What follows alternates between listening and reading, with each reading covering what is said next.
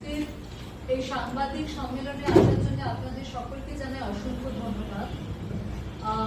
We have leaders from Delhi, so I'll speak in English.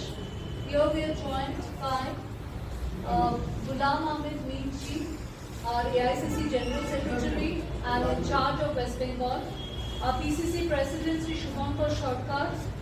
We are also joined by Sri VP Singh Ji, who is in charge of our boardroom.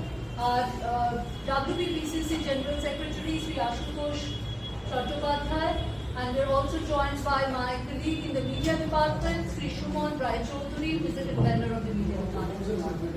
Now I'll request for. So I will request our PCC President, Honorable Sri Shubhankar Sarkar, to address the press now. Thank you.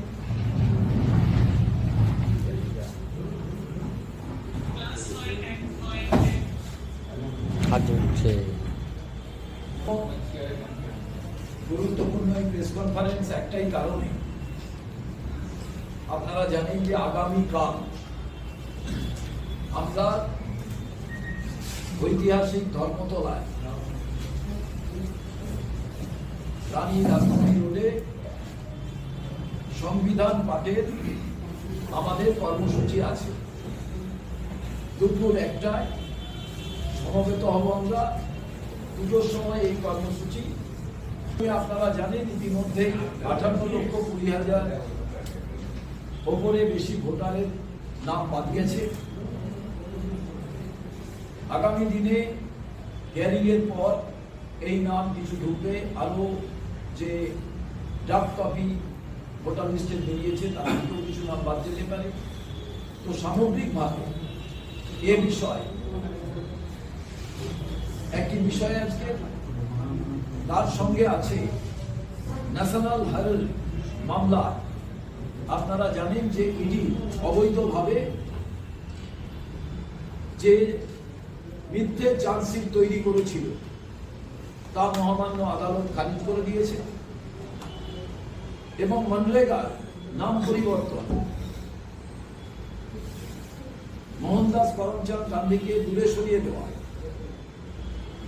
এ বিষয়েও এই 4টি বিষয় আলোকপাত করবেন আমাদের সর্বভারতীয় কংগ্রেস কমিটির সাধারণ সম্পাদক, এই রাজ্যের অবজারভার গোলাম আহমেদ মীর সাহেব, এবং এখানে উপস্থিত আছেন ওয়ার রুমের চেয়ারম্যান ভিপি সিংজি, যিনি আমাদের রাজ্যের আগে অবজারভার ছিলেন এবং এআইসিসি সেক্রেটারি।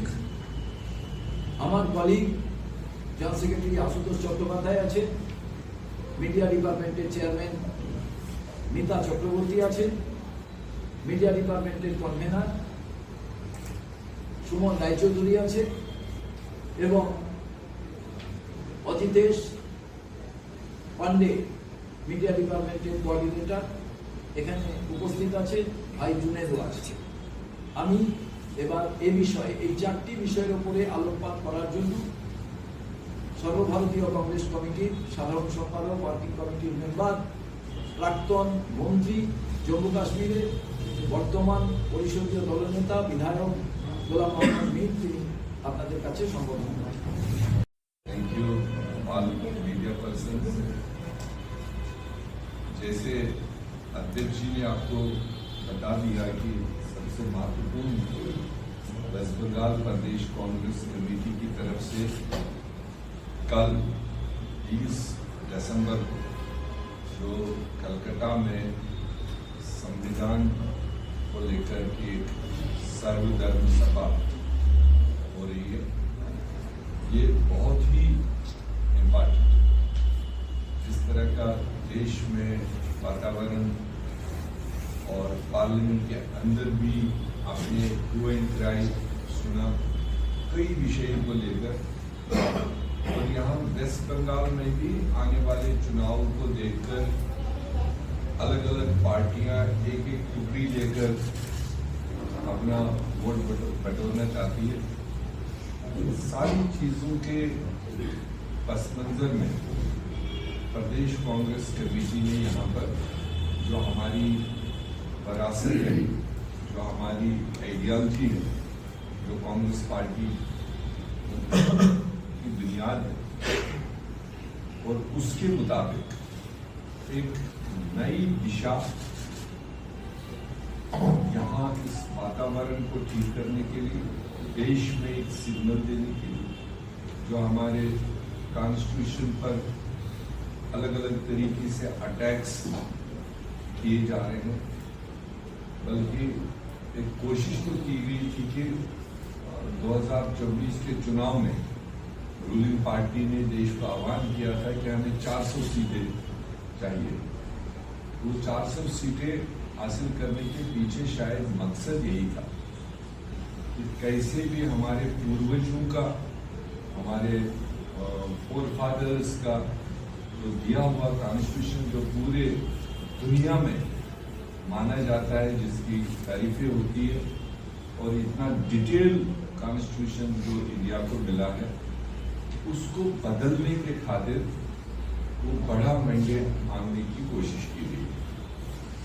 मगर हम शुक्रिया करते हैं देश के वोटर्स को, जिन्होंने इस सिग्नल को, और शुक्रिया करते हैं कांग्रेस पार्टी और राहुल गांधी जी को, जिन्हें 2024 के इस जनरल चुनाव में जब ये फीलिंग्स आ गई कि ये 400 सीटें क्यों मांग रहे हैं, स्पेशली 400, तो उसके पीछे उन्हें जब डिकोड किया भाजपा और आरएसएस के लोगों ने, ये 400 सीटें हम इसलिए मांग रहे हैं कि हम अगर 400 सीटें आएंगी तो हम संविधान को बदलना चाहते हैं।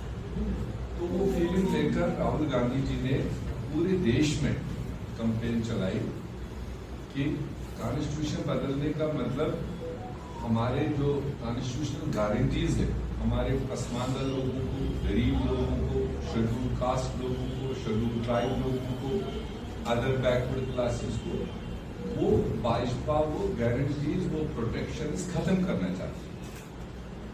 और देश ने समझा और देश ने रिजल्ट दिया कि 400 तो दूर की बात है, 330 भी नहीं दिए, 240 पर लाकर खड़ा कर। और उसके बाद ये एंगर बीजेपी के मन में कि हम वो काम नहीं कर पाए और कॉन्स्टिट्यूशन को बदलने के लिए हमें संख्या नहीं मिली, इसलिए वो अलग अलग इंग्रेडिएंट करके आप देख रहे हैं एक एक कदम जो वो उठा रहे हैं, वो कॉन्स्टिट्यूशन को ही छेड़छाड़, कॉन्स्टिट्यूशन के निर्माताओं को ही टारगेट करके वो अपना अमल आगे बढ़ा रहे हैं। तो इसलिए उस कॉन्टेक्स्ट में वेस्ट बंगाल कांग्रेस ने एक अच्छा लीड लिया है कि पूरे वेस्ट बंगाल के लिए नहीं बल्कि पूरे देश के लिए नई दिशा देने के लिए कि जो एक्चुअल मकसद हमारे कॉन्स्टिट्यूशन ने दिया है, जिसमें सबको, हिंदू, मुस्लिम, सिख, ईसाई, बौद्ध, हर सोच के लोगों के लिए कॉन्स्टिट्यूशन ने एक अपना प्रोटेक्शन भी दिया है और उनको अपना एक तहफ़्फ़ुज़ भी दिया है और हर तरीके का रहने का और सहने का सब उसमें दिया, जिस पर आज ये अटैक्स हो गया। तो वो एक सिंबॉलिक कल प्रदेश कांग्रेस कमेटी की तरफ से यहाँ कलकत्ता में होगा। हम डेफिनेटली चाहेंगे कि वो एक अच्छा वातावरण, एक अच्छा इम्पैक्ट, बंगाल एजुकेटेड लोगों का माना जाता है, इसकी हिस्ट्री रिच है, तो यहाँ जो हमारे कॉन्स्टिट्यूशन निर्माता है, फ्रीडम फाइटर्स हैं, वो सबसे ज़्यादा यहाँ से रहे हैं। तो इसलिए इस सरजमीन से एक पॉजिटिव मैसेज पूरे देश के लिए जाए, ये हमें उम्मीद है कल के उस इवेंट